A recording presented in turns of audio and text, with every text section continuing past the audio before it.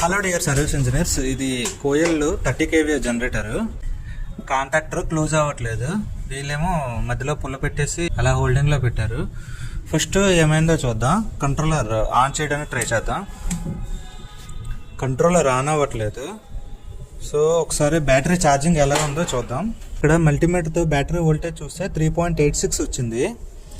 అంటే బ్యాటరీలో వోల్టేజ్ లేదు. దానికి కారణం ఏంటి అంటే బ్యాటరీ ఛార్జర్ కనెక్షన్ లేదు.